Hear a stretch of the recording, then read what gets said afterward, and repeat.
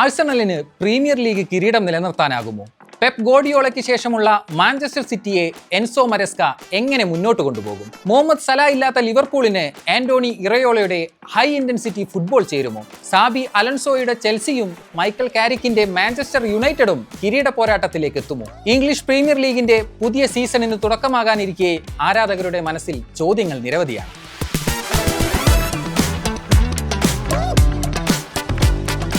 മുൻനിര ടീമുകളിൽ പരിശീലകനെ മാറ്റാത്ത ഏക ക്ലബ് ആഴ്സണലാണ്. 2019 മുതൽ ടീമിനെ നയിക്കുന്ന മിഗേൽ അർട്ടേറ്റ കഴിഞ്ഞ സീസണിൽ ഗണ്ണേഴ്സിന്റെ 22 വർഷത്തെ പ്രീമിയർ ലീഗ് കിരീട വളർച്ച അവസാനിപ്പിച്ചു. ഇത്തവണ കിരീടം നിലനിർത്തുകയാണ് ലക്ഷ്യം. അതിനായി ന്യൂകാസിൽ ക്യാപ്റ്റൻ ബ്രൂണോ ഗിമറായിസിനെ 75 ദശലക്ഷം പൗണ്ടിന് ആഴ്സണൽ സ്വന്തമാക്കി. മധ്യനിരയിലെ വിവിധ റോളുകളിൽ കളിക്കാൻ കഴിയുന്ന ഗിമറായിസിന് ടീമിൽ കൂടുതൽ കരുത്തും നേതൃത്വവും നൽകും. ഗ്രീക്ക് വിങ്ങർ ക്രിസ്റ്റോസ് സോളിസും ടീമിലെത്തി. കഴിഞ്ഞ സീസണിൽ ലോണിൽ കളിച്ച പിയാറോ ഹിൻകാപ്പിയയുടെ കരാറും സ്ഥിരമാക്കി.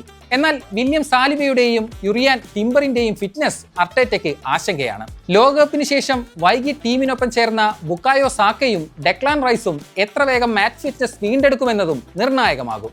അതേസമയം കമ്മ്യൂണിറ്റി ഷീൽഡിൽ മാഞ്ചസ്റ്റർ സിറ്റിയെ 3-0 തോൽപ്പിച്ച് ആഴ്സണൽ എതിരാളികൾക്ക് മുന്നറിയിപ്പ് നൽകി കഴിഞ്ഞു. ഇത്തവണ ലീഗിലെ ഏറ്റവും വലിയ മാറ്റം മാഞ്ചസ്റ്റർ സിറ്റിയിലാണ്. ഒരു പതിറ്റാണ്ട് നീണ്ട പെപ് ഗോർഡിയോള യുഗത്തിന് ശേഷം എൻസോ മരസ്ക പരിശീലകനായി ചുമതലയേറ്റു. മുമ്പ് സിറ്റിയിൽ പെപ്പിന്റെ സഹപരിശീലകനായിരുന്നു മരസ്ക. എന്നാൽ പെപ്പിന്റെ പകർപ്പാവുകയല്ല, സ്വന്തം രീതിയിൽ പുതിയൊരു സിറ്റിയെ നിർമ്മിക്കുകയാണ് അദ്ദേഹത്തിന്റെ ജോലി.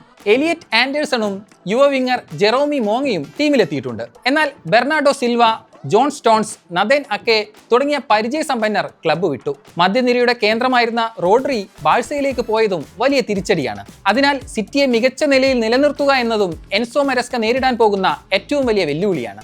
ആൻഫീൽഡിലും പുതിയ യുഗമാണ് ആരംഭിക്കുന്നത്. ആർനെ സ്ലോട്ടിന് പകരം ബേൺമൌത്തിൽ നിന്ന് ആന്റോണി ഇറയോള എത്തിയിരിക്കുന്നു. ഇത് ക്ലബിന്റെ കളിശൈലിയിലും വലിയ മാറ്റത്തിനുള്ള സൂചനയാണ്. പേടിയില്ലാതെ ഫുട്ബോൾ കളിക്കുക എന്നതാണ് ഇറയോളയുടെ ശൈലി. അതിനാൽ തന്നെ യുർഗൻ ക്ലോപ്പ് കാലത്തെ ചില ഘടകങ്ങൾ ആൻഫീൽഡിലേക്ക് തിരിച്ചെത്താൻ സാധ്യതയുണ്ട്. എന്നാൽ Mohamed Salah, Andy Robertson, Ibrahima Konate തുടങ്ങിയ പ്രധാന താരങ്ങൾ ക്ലബ്ബ് വിട്ടു. സലായുടെ ഗോളുകളും വലതു വിങ്ങിൽ താരം എതിർ ടീമുകൾക്ക് സൃഷ്ടിക്കുന്ന സമ്മർദ്ദവും മറ്റൊരു കളിക്കാരനെ വെച്ച് നികത്താൻ ബുദ്ധിമുട്ടാണെന്ന് ക്ലബിന് ബോധ്യമുണ്ട്. ഇക്കാരണത്താൽ ലിവർപൂളിന്റെ ആക്രമണത്തിന്റെ സ്വഭാവം തന്നെ പുതിയ സീസണിൽ മാറും. ചെൽസിയുടെ ഏറ്റവും നിർണായകമായ സൈനിങ് ഒരു കളിക്കാരനല്ല, പരിശീലകൻ സാബി അലൻസോയാണ്. സ്പാനിഷ് ക്ലബ് റയൽ മാഡ്രിഡിൽ നിന്നാണ് സാബിയുടെ വരവ്. റയലിൽ അത്ര നല്ല അനുഭവമായിരുന്നില്ല സാബിയുടേത്. എന്നാൽ ബുണ്ടസ് ലീഗയിൽ ബയർ ലെവർകൂസനെ അവരുടെ ചരിത്രത്തിലെ ആദ്യ ലീഗ് കിരീടത്തിലേക്ക് നയിച്ചത് സാബിയുടെ പരിശീലക ജീവിതത്തിലെ വലിയ നേട്ടമാണ്. 8ഓളം താരങ്ങളെയാണ് ചെൽസി ഈ ട്രാൻസ്ഫർ വിൻഡോയിൽ സ്വന്തമാക്കിയത്. ലെവർകൂസൻ കാലത്തെ അലൻസോയുടെ 3-4-3 ഫോർമേഷന് പറ്റിയ സ്ക്വാഡാണ് ഇത്തവണ ചെൽസിയുടേത്. പലസ്ട്രേ, ജെയിംസ് കൊൻഡ, ബാർക്കോ തുടങ്ങിയ വിംഗ് ബാക്ക് ഓപ്ഷനുകൾ ഇതിനു വേണ്ടിയാണ് ചെൽസി സ്വന്തമാക്കിയത്. ഇത്തവണ യൂറോപ്യൻ മത്സരങ്ങൾ ഇല്ലാത്തതും ചെൽസിക്ക് നേട്ടമാണ്. ലീഗിൽ മാത്രം പൂർണ്ണ ശ്രദ്ധ കൊടുക്കാൻ അലൻസോയ്ക്കാകും. ഓൾഡ് ട്രാഫോർഡിലെ പ്രതീക്ഷ മൈക്കൽ കാരിക്കിലാണ്. റൂബൻ അമോറിം പോയതിനു ശേഷം താൽക്കാലികമായി ചുമതലയേറ്റ കാരിക്കിന് കീഴിൽ യുണൈറ്റഡ് 16 ലീഗ് മത്സരങ്ങളിൽ 11 ജയിച്ചു.